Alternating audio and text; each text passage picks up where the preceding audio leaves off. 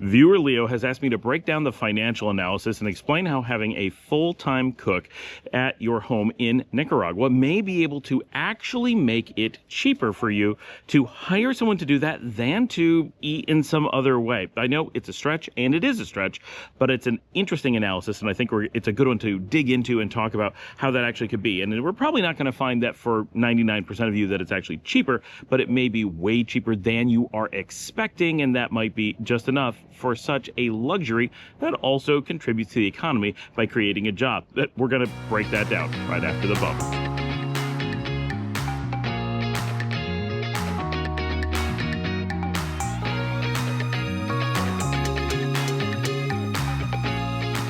All right, thanks to Leo for this question. He's had a couple recently, and they really do help me get these shows out. If any of you have questions like this, get down in those comments and ask away down there, or just say hello. We love that too. Or leave your own comments, of course. And if you would be so inclined, and this would be really awesome, check down in the show notes. We got some instructions on how you can send in a video of yourself, put yourself on the show, and ask your questions that way. And then we have more of a back and forth kind of thing. It's pretty cool.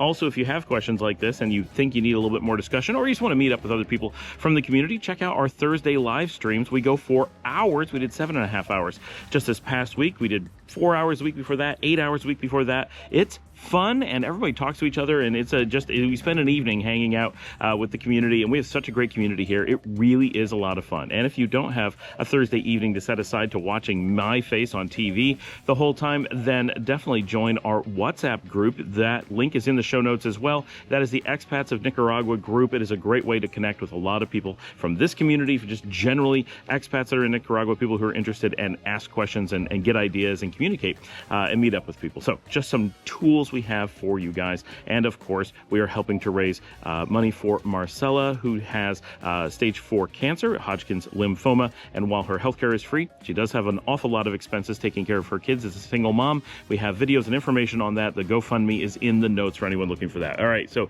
getting into Leo's question. I'm so used to Leo being the name here. So what is it? So let's start with some numbers and break this down. So it cost roughly, it's very rough, right? Normal cost to have a full-time housekeeper and maid and cook here in Nicaragua is around about $300 per month. It's not an exact number, and check with your attorney and make sure you have a proper contract, and there may be extenuating circumstances like they're not working full-time or they're working tons of hours. Maybe they have to provide their own transportation. Maybe you're providing housing and food. A lot of things vary this number a little bit, so we're just going to use 300 as a working number to give us a ballpark of what things are going to cost. We're assuming, though, full-time or roughly so.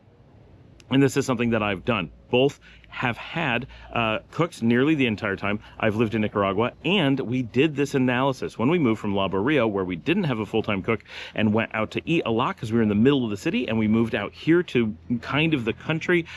We said, it's going to be a lot harder to get food, and delivery is going to be a lot more expensive. We should really consider the economic advantages of having a full-time cook. And it was something we had not kicked around before. My wife's like, what? Yes. Oh my gosh, that does make sense. So there was a revelation to us that this calculation might actually be something that was useful to people. So let's break this down. So at $300, we're going to try to make this as easy as possible. At $300, what you're really looking at is $10 per day. There's 30 days in a month generally. So $10 per day gives us a working number that we don't have to worry about how do you deal with $300 per month. It doesn't work that way. $10 per day, this is what it's cost to have a cook. Of course, that doesn't provide any food, it doesn't provide any fuel, it doesn't provide anything, right? It's just a cook. So before we dive into this, there's an obvious scale. If you are single, if you are retired, if you naturally cook at home, if all you do is eat rice and beans, then you're going to fall really far to a side of the scale where you're not going to hit $300 worth of food and food costs per month anyway, right? And then on the other side of the scale, you might be a family of 8 who like to go out to eat all the time. You don't cook yourself, and you don't know how to shop, and you're working full-time. And so that's going to be really easy to show benefit. Most people are going to fall in the middle, and that's where you got to really play around with your lifestyle, what it means to you. But if you absolutely need to be the cheapest possible thing, of course, cooking rice and beans for yourself at home is going to be unbeatable. But for a lot of us, we don't have that time, or we don't have the ability to do that, or we're trying to fit this into a realistic lifestyle, and that's where it makes a lot more sense. So at $10 per day, that's going to provide you a person that, one, is going to cook your meals, so that gives you more time to work on other things. For me, it's not like I could cook meals. I could cook some, but there's a lot I just couldn't do. There's a lot of things I couldn't come up with, and what would end up is I would go out to eat a lot more and such, and that person typically is also going to do cleaning for you. So for us, a really big thing is doing dishes. None of us have the time or the inclination to do dishes, so that's something that would just back up our cook, because there's only so many of us here. The number of us that are actually eating here is about 4 per day for most days. So there's a lot of time to be doing gardening and cleaning the house and doing laundry. So there's a lot of functions being taken care of. A little bit of traffic noise in the background. And so that's a really useful thing, that it's not just that the money is going towards cooking, is going towards a lot of house care maintenance items. And for us, it also includes dealing with the people who do the trash, dealing with the gardeners, dealing with the water delivery, the gas delivery, a lot of little things. And of course, we could deal with all that. And there aren't things that really cost us money. She's not exactly saving us money with that, but she's making running the household a lot simpler. So depending on your lifestyle, you can attribute different amounts of value to this. And of course, if you're doing a really kind of a looser budget, right? If you're on a really tight budget, you have to really think about, like, I have to live on this amount of money, and therefore this is what I'm able to spend. But if you're on a larger budget and you have some flexibility, it may be important to look at it and say, well, I wouldn't be able to justify a person just based on cooking, but I would pay X amount for someone to clean, and I would pay X amount for someone to deal with some household things, and then the amount, maybe that's $100 a month, maybe that's $150 a month, and then you could say, well, the value to me of then having a person who cooks is yeah, 150 is really easy to justify, and you may be able to fit it in that way. Of course, then you have to be in a position where those other things are luxuries you're already willing to spend money on, but it's just a mental exercise you kind of have to consider, because to some degree, this is not about what is cheapest. This is about a larger, very fungible picture of understanding how it plays into your lifestyle. What is the value? For me, is huge. If I didn't have someone doing these things, the amount of interruptions it creates for me while trying to work is insurmountable. There's no way it's not paying for itself. I easily would lose thousands of dollars, quite literally, per month if I had to handle those duties, and in many cases I would. So that's a very important thing to understand, that how it affects you is going to be very different for each person, but consider what freeing you up, because for me, it's I get coffee delivered to me in the morning. That I don't have to get interrupted from work to go get coffee. I don't have to get interrupted for work to go get lunch, and quite often I'm in meetings at lunchtime and don't get to eat. So being able to have food brought to me while I'm working, and I get to just eat and not interrupt my meetings or whatever, that's huge. That really makes me a lot more productive and allows me to easily pay for the cook to do that for me. And of course, she's able to make food that is much healthier. If I was to feed myself, I'd be running in and doing whatever is quick and easy in the kitchen, and that would never be the healthy thing. It might be cereal or something, but it would not be variety. It wouldn't be great for me. It wouldn't make me happy, and it wouldn't be that healthy. But because she's doing it, I'm often getting, can you get me grilled vegetable tacos? Can you get me rice and beans? Things that she knows how to cook. They're very inexpensive, very simple. Quite often I'm eating fish. I would never make that for myself during the day. Way too much work. I can't focus on that. There's no way I could take that time off of work. It would make me stressed. It would make me earn less. So there's a lot of those kinds of factors you have to consider as well. So back to the calculation. At $10 per day, yeah, it seems like this could be quite a bit to have to offset, because for an individual person, it's very possible that you're only going to spend $10 per day eating. And in theory, you could even order food delivered and still be within $10 per day, depending on what you eat and such. Those are important things to consider, whether or not that's true for you. And again, if you're a single person, this is all very difficult. But if you're a family of 4 or so, it starts to become very easy, because you're only talking about $2.50 per person in that case. For us, we're a family of 5, so that's 20 cents. I'm sorry, $2, even I don't know, I got 20 cents. $2 per person per day that needs to be offset. And that gets offset in a number of ways. One, this is probably the biggest one. We are much less likely to go out to eat. Typically, while we cook at home, we also go out to eat fairly often. And we still do go out to eat. I don't want to make it sound like we don't. First of all, our cook is only 6 days a week. So on the 7th day, we always are planning on going out to eat, but we plan for it and we spend the whole week thinking about, okay, that's what we're planning on doing. We're going to go out to eat that day, and it makes it more of an occasion for us. So that's very nice. Often we're also traveling on weekends, so that kind of falls into that pattern anyway and just works out, but that your mileage may vary.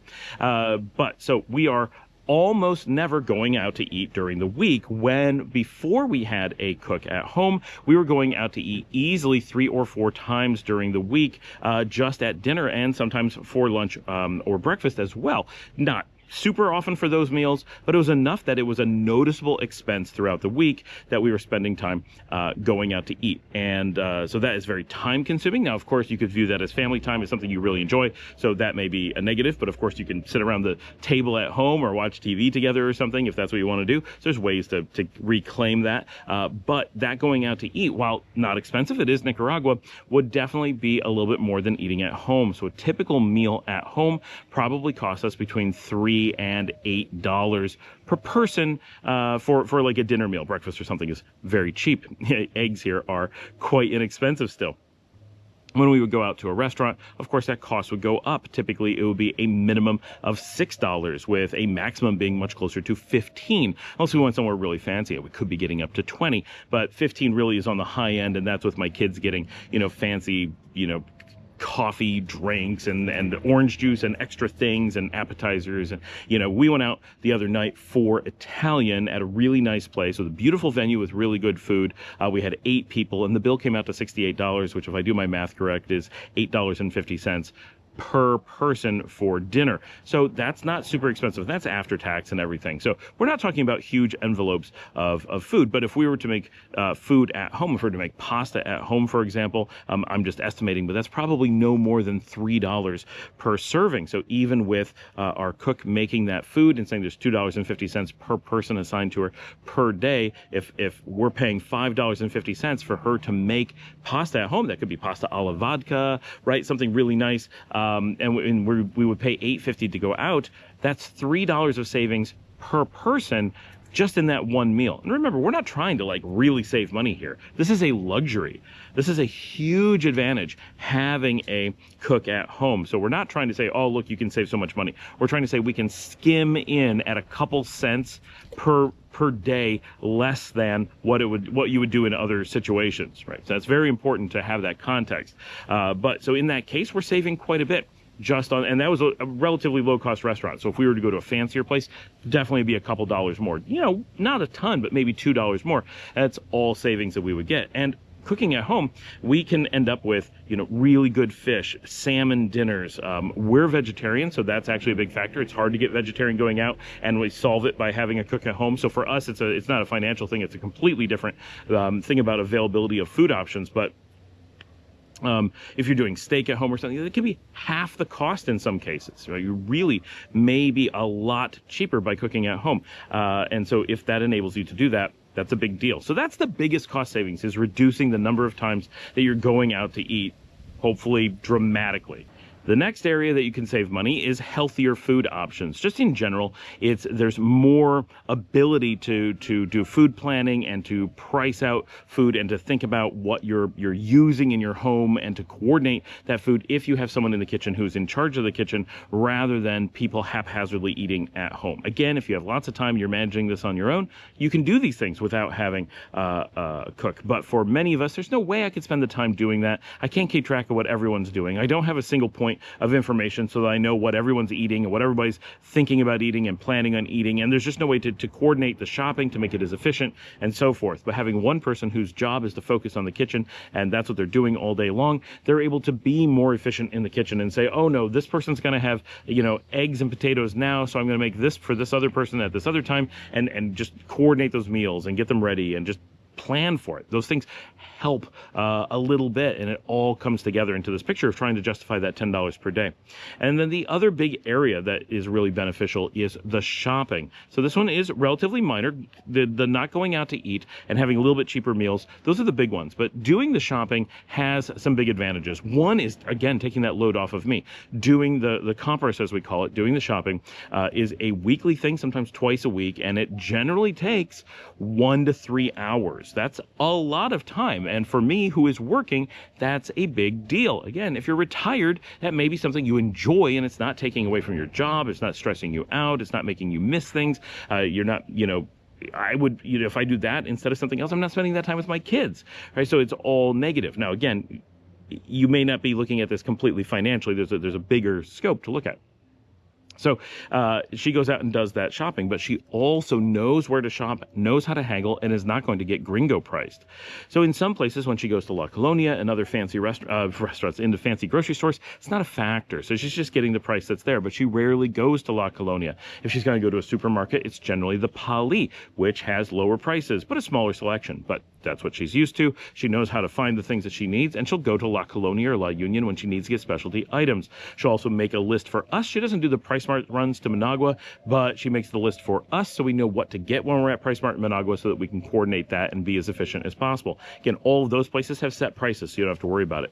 But unlike us, who generally are going to go to those places, she, one, has the time, and two, has the knowledge. She will go to a queseria and get cheeses directly from a cheese distributor, and she'll get the best cheeses at the best prices and just wholesale. She'll do the same thing if we're getting meat, which most of my family does not eat meat, but my business partner does. They'll go to the carniceria and get cuts of meat directly from the butcher. She'll go to the panaderia and get bread directly from the bakery. She'll go to the markets and get the fruits and vegetables and rice and beans from the market, from Mercadito or from the Central Market Oriental in Managua, as an example.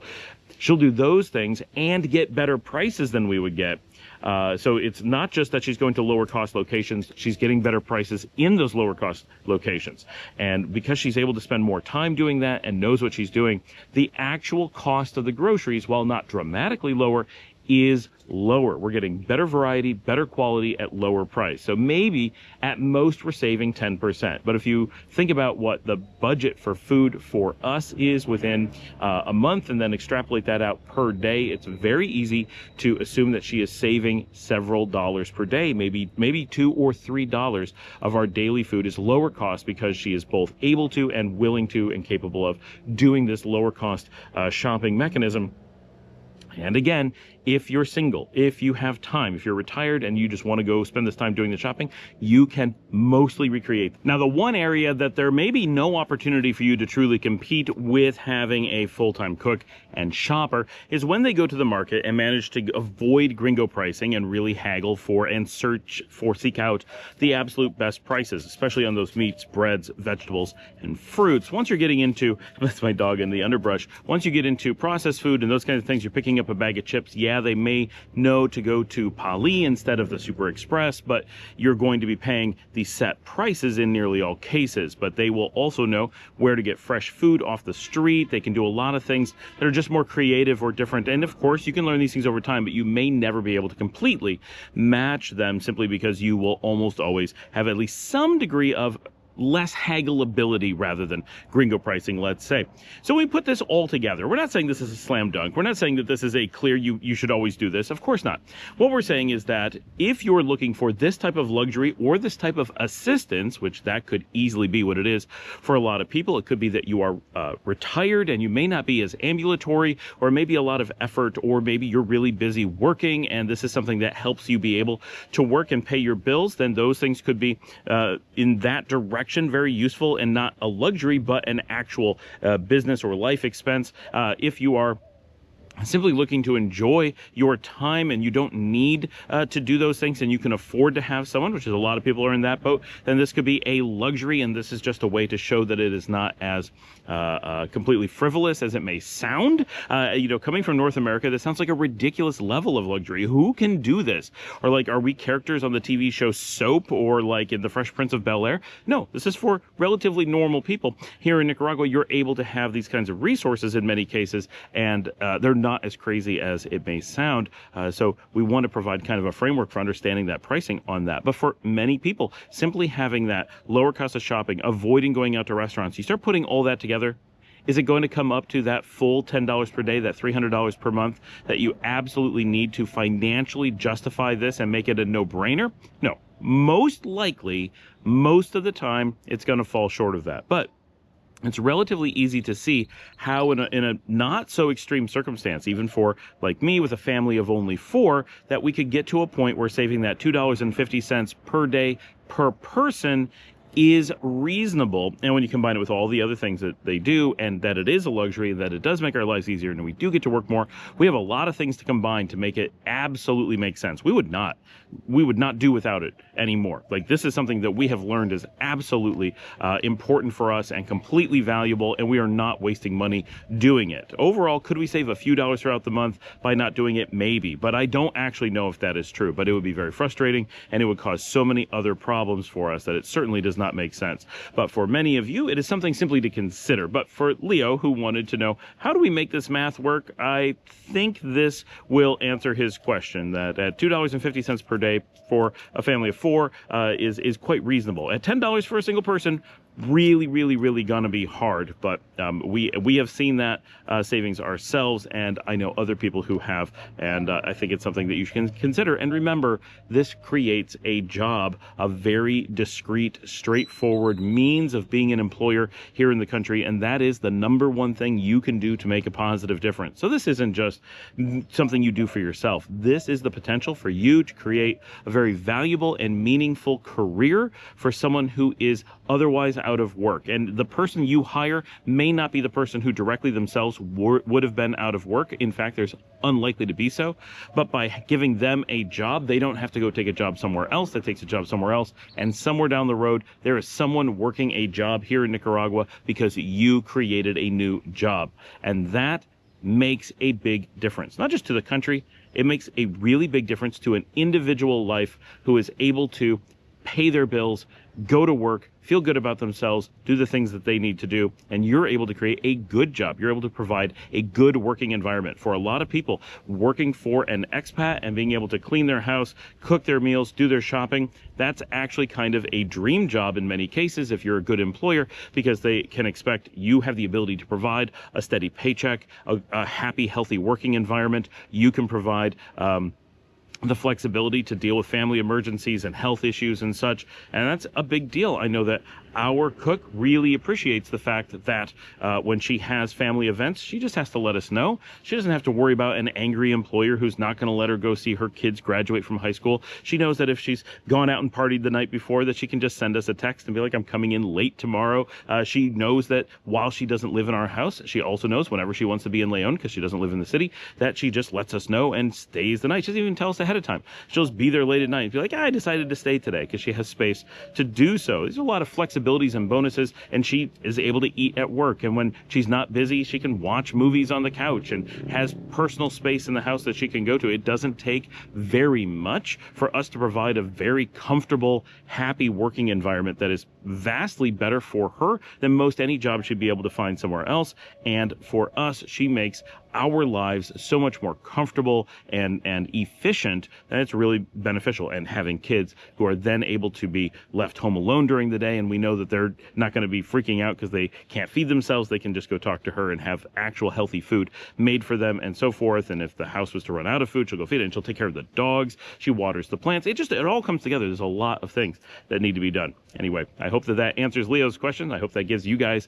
a framework for understanding why it might make sense. I'm not expecting it to be something everyone does. And remember to like and subscribe. If you want to help support the channel, you can buy me a coffee at buymeacoffee.com/ScottAlanMiller. There's also a join button down there if you want to join here on YouTube. And don't forget to join. Look in the show notes. You can find my email. You can find our WhatsApp group. I'm going to fall over. You can find all the Buy Me a Coffee stuff, other social media outlets that we have. If you haven't joined Nika Loro, go give that a try. If you haven't gone on Nikagram to share some photos from your time in Nicaragua, or your planned time in Nicaragua, get on there and join there. All my links are on there if you want to follow me. My Flickr is on there if you want to follow all the photographs that I do just in general, not necessarily Nicaragua, but I do a lot of photography. I'm a professional photographer. I got sunlight on my face now. If you want to follow any of that. And of course, check out our other channels. Those are listed below as well. But for example, Nika Roomba is a channel that I help with. We do record live concert events. Of course, they're not live on the channel, but we go to live concerts, record them, and you can go see what music and events are like here in Nicaragua as a great example of additional media that we create. Thanks for joining me. I will see all of you tomorrow.